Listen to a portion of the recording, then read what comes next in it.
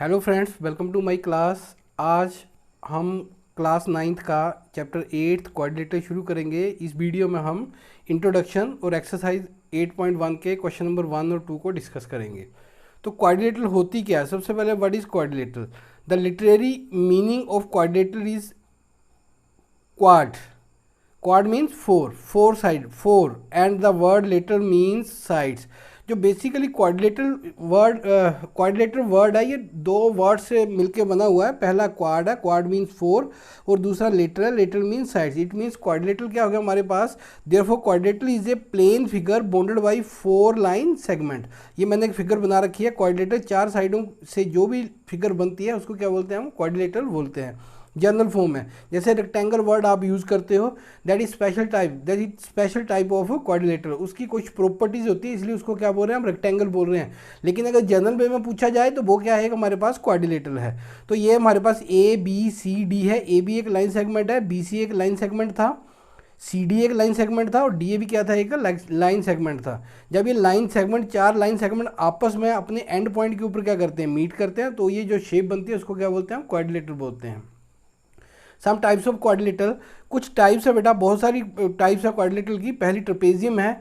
Trapezium क्या होता है कि one pair of opposite sides are parallel. अगर आपको डेफिनेशन के बारे में ध्यान होना चाहिए कि ट्रेपेजियम में एक पेयर क्या होता है? अपोजिट साइड्स का पैरेलल होता है। पैरेललोग्राम क्या होता है? Opposite sides are equal, opposite sides are equal, diagonal are not equal. ये कुछ प्रॉपर्टीज़ हैं जो आपको पता होनी चाहिए। Opposite angles of the parallelogram are equal, ठीक है। और इसमें sum of adjacent angle of the parallelogram are 180 degree. इसी तरह हमारे पास रोम्बस है। रोम्बस क्या है? All sides are equal, diagonal are not equal, and diagonal bisect each other at right angle. जो रोम्बस है अपने आप में क्या? एक पैरेललोग्राम है। रेक्टेंगल की प्रॉपर्टी क्या होती है? Opposite sides are equal. इसके डायगोनल भी क्या होते हैं? इक्वल होते हैं, ठीक है। और हर एक एंगल रेक्टेंगल का कितना होता है? 90 का। ये रोम्बस और रेक्टेंगल ये दोनों अपने आप में क्या है? एक पैरेललोग्राम है। इसी तरह जो स्क्वायर है, स्क्वायर की ऑल साइड्स आर इक्वल, और डायगोनल भी क्या होते हैं? इसके इक्वल होते हैं। स्क्वायर के डायगोनल भी क्या होते हैं? इक्वल होते हैं, और बाइसेक्ट करते हैं ईच अदर। इट मीन्स जितने भी स्क्वायर है वो सारे क्या है? रोम्बस है। पर सारे रोम्बस जो है वो स्क्वायर नहीं है। इसी तरह जितने भी रेक्टेंगल हैं, जितने भी स्क्वायर है सारे क्या है? रेक्टेंगल है। पर सभी रेक्टेंगल जो है वो स्क्वायर नहीं है। काइट का क्या होता है? एडजेसेंट साइडें जो होती है इसकी क्या होती है? इक्वल होती है, और अपोजिट साइडें इक्वल नहीं होती हैं। ये कुछ आपके पास क्या है? प्रॉपर कोऑर्डिनेटर है, डिफरेंट कोऑर्डिनेटर हैं। इनकी डेफिनेशंस के बारे में आपको पता होना चाहिए, और मैं उम्मीद कर रहा हूँ कि आप लोगों को पता होंगी, इसीलिए मैंने यहाँ पर नहीं लिखी हैं। अब एक्सरसाइज 8.1 लेते हैं हम।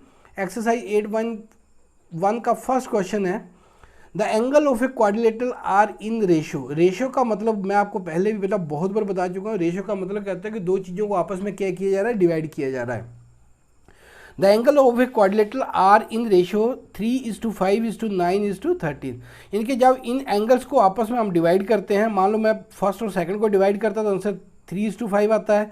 जब मैं सेकंड और थर्ड को करूंगा तो 5:9 आएगा। और जब मैं थर्ड और फोर्थ को डिवाइड करूंगा तो मेरा आंसर क्या आएगा? 9:13 आएगा। अगर मैं एक रफ सी फिगर बनाऊं, सपोज करो मैं, ये कोऑर्डिनेटर की चार साइडें होती हैं, चार ही क्या होंगे? इसके एंगल होंगे।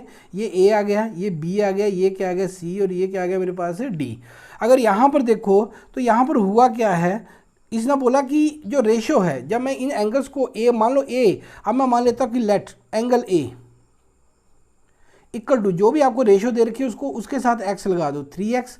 एंगल बी इक्वल टू कितना हो गया आपके पास? 5x। और एंगल सी क्या होगा आपके पास? 9x। और एंगल डी आपके पास क्या आ जाएगा? 13x। क्योंकि ये कोऑर्डिनेटर थी तो आपको पता कोऑर्डिनेटर के इंटीरियर एंगल का सम कितना होता है? ये राइट एंगल नहीं है, ये कोऑर्डिनेटर के इंटीरियर एंगल का सम कितना होता है? 360 होता है। ये आपके पास आ गया angle A. We know that करके, we know that angle A plus angle B plus angle C plus angle D equal to किसके बराबर आएगा? ये 360 के। एंगल ए की वैल्यू क्या थी आपके पास? 3x थी। एंगल बी की वैल्यू क्या थी? 5x थी। और एंगल सी की वैल्यू 9x। और एंगल डी की वैल्यू 13x इक्वल टू कितना आ गया? 360। इन सभी को ऐड करो, देखो ऐड करके क्या आएगा? 22 प्लस 5 27, 30x इक्वल टू कितना आ गया मेरे पास? 360। x को अकेला कर लो, x इक्वल टू क्या आएगा मेरे पास? 360 डिवाइडेड बाई कितना आ गया 30, जीरो के साथ जीरो कट गई, कटिंग कर दो, कितना आ गया 12। तो x की वैल्यू मेरे पास कितनी आ गई बेटा 12 आ गई। ये आंसर नहीं आया मेरा, उसने पूछा कि find all the angles, angle निकालने हैं। तो मेरे पास देयरफॉर एंगल ए क्या था मेरे पास, angle A equal to, angle A क्या था 3x, 3 इंटू एक्स की वैल्यू कितनी आई 12 इक्वल टू कितना आ गया 36। एंगल बी क्या था मेरे पास 5x, 5 इंटू 12 क्योंकि x की वैल्यू कितनी आ रही है 12, 60 आ गया। एंगल सी कितना था मेरे पास 9x, 9 इंटू 12 मल्टीप्लाई कर दो 108 आ गया। एंगल डी कितना मेरे पास 13 इंटू 12, इसको मल्टीप्लाई करो, जब आप इसको मल्टीप्लाई करोगे 12 3 जा 36, 3 कैरी हो जाएगा 156। ये क्या आ गया मेरे 4 के 4 एंगल पूछे थे और चारों के चारों एंगल मेरे पास ये क्या आ गया आंसर आ गया। Question number 2, if the diagonal of a parallelogram are equal. Question को ध्यान से स्टेटमेंट को समझो। If the diagonal of a parallelogram are equal, it means आपको एक पैरेललोग्राम दे रखा है और उसके डायगोनल क्या दे रखे हैं आपस में इक्वल दे रखे हैं, then show that it is a rectangle. अब क्वेश्चन ये आ गया, आपको प्रूव करने के लिए बोला है कि कोई एक आपको पैरेललोग्राम दे रखा है और उसके डायगोनल के आपस में इक्वल है। आपको प्रूव करना है कि जो पैरेललोग्राम है वो क्या है, एक रेक्टेंगल है। तो देखो ये आपको फिगर दे रखी है, ये मैंने फिगर ड्रा कर ली है। सबसे पहला काम क्या होता है ज्योमेट्री में लिखना, गिवन। तो गिवन क्या आ गया पैरेललोग्राम ABCD, गिवन जो आपको क्वेश्चन होता है उसी से लिखा जाता है। ये पैरेललोग्राम, उसका मैंने नाम रख दिया, नाम क्या रखा मैंने ABCD, इन विच आपको बोला डायगोनल इक्वल है। तो इसके डायगोनल लिखो आपके क्या बन रहे हैं AC और BD। तो यही लिखा है a parallelogram ABCD in which AC equal to BD। आपको प्रूव क्या करना है कि ABCD इज ए रेक्टेंगल। अब बेटा अगर आप थोड़ा सा ध्यान से अपने दिमाग के ऊपर जोर दो, सोचो, तो पैरेललोग्राम की अपोजिट साइडें क्या होती हैं, इक्वल होती हैं। रेक्टेंगल की भी अपोजिट साइडें क्या होती हैं, इक्वल होती हैं। ठीक है, तो एक प्रॉपर्टी तो मेरी फिलफिल होगी यहीं से, क्योंकि ये पैरेललोग्राम था, अपोजिट साइडें क्या होगी इसकी इक्वल होगी, तो रेक्टेंगल की एक प्रॉपर्टी फुलफिल होगी। अब दूसरी के ऊपर आते हैं, रेक्टेंगल के डायगोनल क्या होते हैं, इक्वल होते हैं। तो आपको ये भी दे रखा कि इसके डायगोनल क्या है, इक्वल है। अब सिर्फ एक प्रॉपर्टी बची, मुझे प्रूव करना है कि रेक्टेंगल का हर एक एंगल कितना है 90 डिग्री का। होप सो कि आप लोग मेरी बात को समझ रहे होंगे। आपको पैरेललोग्राम दे रखा था, तो यहाँ से रेक्टेंगल की आधी प्रॉपर्टी फुलफिल होगी कि अपोजिट साइड इक्वल होगी, डायगोनल आपको दे रखा था क्या है, इक्वल है। अब आपको प्रूव करना है ABCD इज रेक्टेंगल, यानी कि अगर मैं इंटरेक्ट वे में बोलूँ तो आपको प्रूव करना पड़ेगा angle A equal to angle B equal to angle C और इक्वल टू एंगल D। ये चारों के चारों एंगल कितने हैं 90 के। अगर आप ये काम कर देते हो, पैरेललोग्राम में चारों करने की भी आपको जरूरत नहीं पड़ेगी। कोई एक एंगल, चाहे A को, B को, C को और D को क्या करो आप 90 डिग्री प्रूव कर दो, आपका काम खत्म हो जाएगा। अब यहाँ पर प्रूफ को ध्यान से देखो। प्रूफ में देखो, अब आपको यहाँ पर ट्रायंगल चूज करनी पड़ेगी कि आपको काम क्या करना है, इस एंगल को 90 प्रूव करना है या इसको या इसको या इसको। अगर आप ध्यान से देखो, अगर मैं ये ट्रायंगल लूँ BAD या ABD और दूसरा लेता हूं मैं ABC, ठीक है, क्योंकि ये पैरेललोग्राम है बेटा। पैरेललोग्राम की अपोजिट साइडें क्या होती हैं, इक्वल थी और क्या थी, पैरेलल थी। तो ये क्या बन गई, ट्रांसवर्सल बन गई। जब पैरेलल लाइनों को एक ट्रांसवर्सल काटती है तो उसके इंटीरियर, इनके को इंटीरियर भी बोल सकते हैं इनको, इंटीरियर एंगल का सम कितना आता है 180। अगर मैं ये प्रूव कर दूं कि एंगल A और एंगल B आपस में क्या है, इक्वल है, तो मेरा काम हो जाएगा यहाँ से। तो इसका मतलब मुझे ट्रायंगल लेनी पड़ेगी ABD, in triangle ABD and दूसरी क्या आएगी आपके पास ABC।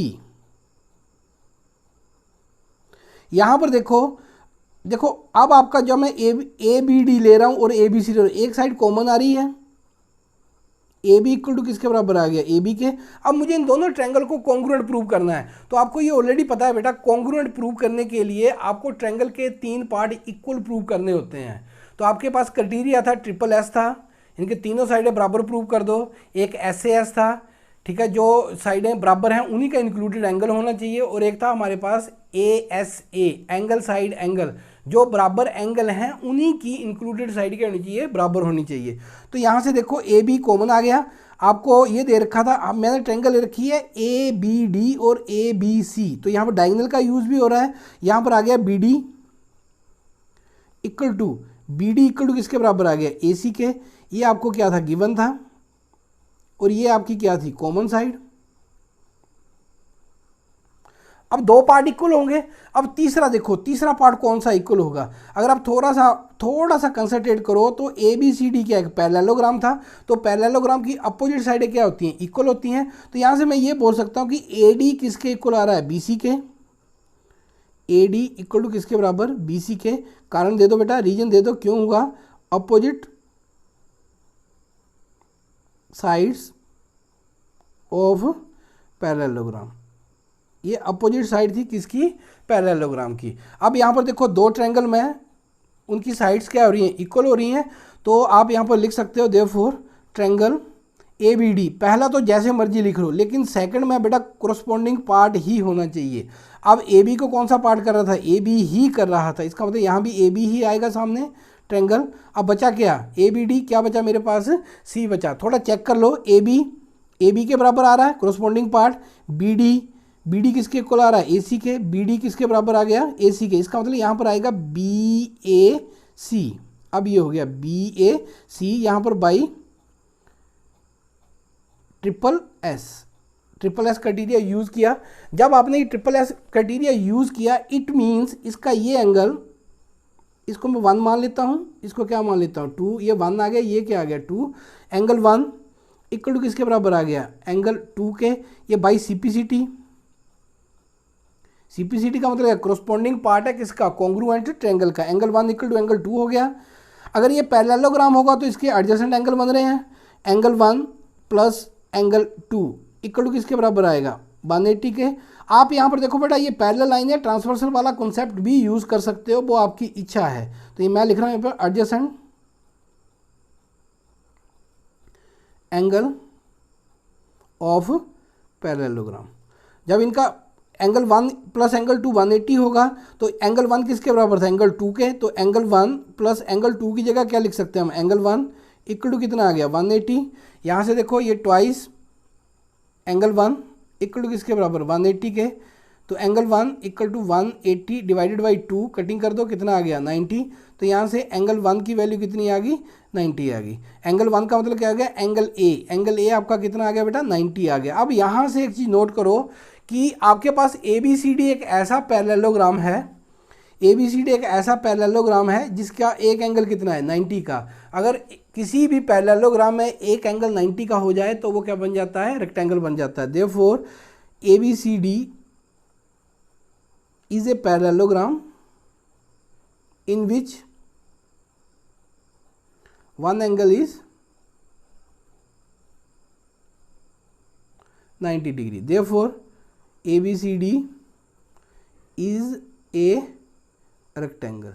ये पहले ही आपको मैंने बोला था कि बेटा रेक्टेंगल प्रूव करने के लिए, क्योंकि पैरेललोग्राम था तो रेक्टेंगल की आधी प्रॉपर्टीज मुझे पैरेललोग्राम की डेफिनेशन से ही मिल गई थी। मुझे सिर्फ ये प्रूव करना कि रेक्टेंगल का एक एंगल कितना है 90 का, वो मैंने यहाँ पर लास्ट में प्रूव कर दिया। यही क्या था, हमारा रिक्वायर्ड प्रूफ था।